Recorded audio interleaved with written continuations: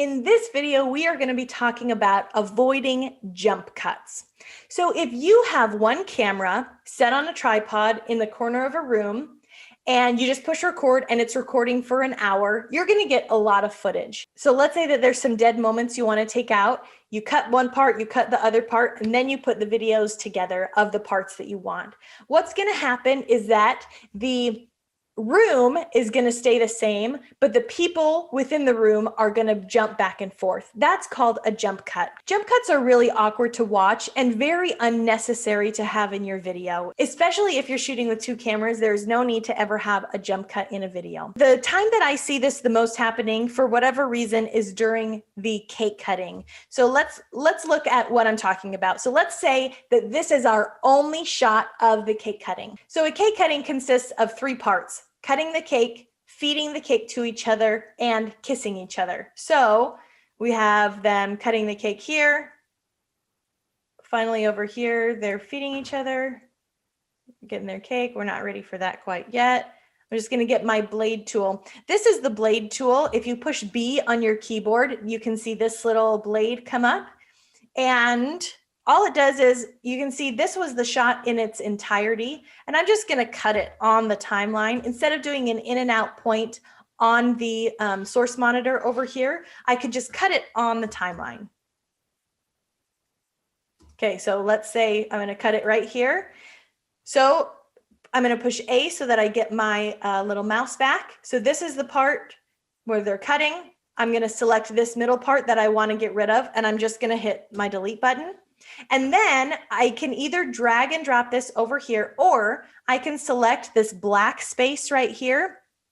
And again, on my keyboard, I just hit delete, and that deletes the space and my footage will come down. So now we have, let's watch this jump cut. So you can see the background stays exactly the same because my camera didn't move, but the people, the bride and groom, are jumping from one position to another. Okay, so then they feed each other. Yum, yum. Let's cut it again right there. I'm going to push play. I'm going to fast forward it. Oh, I thought that they were going to kiss there. Good cake. Yum, yum. And then they're going to kiss each other. Okay, so again, push my A, delete that, and then delete that. So now we have a little sequence of jump cuts. 1, 2, and then the kiss at the end. 3. If you are editing something that only has one camera angle, this could very realistically be a possibility for you. Some clients are going to be stricter about this. Some don't mind jump cuts, and others are going to think like, absolutely no way, never include a jump cut. So the very easiest way to avoid a jump cut is to use the other angle. So I'm going to search here for cake. Let's see, I'm looking for my reception cake cut hands.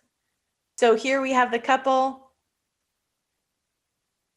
I'm just going to change this middle shot.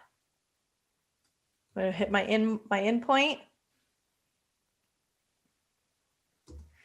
and my out point, and then just drag and drop this here. So then we have, they're cutting the cake. Fast forward, they're feeding it to each other, and then they kiss. Awesome. If you don't have a second angle, or if that angle was moving right when I needed to use it or something, if for whatever reason you had to use this shot only, another thing that you can do to downplay the fact that you have a jump cut is click on this clip right here on your timeline, and then up here in your source monitor, I want you to go to Effect Controls. We're controlling the effects that we're going to put on this. So right now, what we want to do is we just want to zoom in a little bit and make this shot bigger. So it looks like it kind of hides the fact that it's a jump cut, because the background is going to look a little bit different when we zoom in. So all we do is right here, it says scale. Just select this. I'm going to show you with my mouse. So you can see here, you just select this number, my mouse disappears, and then I'm just going to move my mouse up. I'm physically moving my mouse up. Okay, so now they're not quite centered where I want them to be, so I'm going to change the position of this clip. You can do this two ways. If you want to just double click this and drag it, you can do that. Or you can use, this is the x-axis and this is the y-axis. I hope that the X and Y, I'm using those correctly. It's been a long time since I've used X and Y, axis ease. Okay, so we're just moving that down a little bit. Okay, so now let's watch this jump cut. Let's see if it's any better. See, that looks a lot better. Anytime that you're going to zoom in or change the scale of something, it's going to lower the quality of your video a little bit. So you don't want to do it too often and you don't want to zoom in too much. This might even be too much. But as far as the jump cut is concerned, it does look a lot better. You really can't even tell that it's the same shot,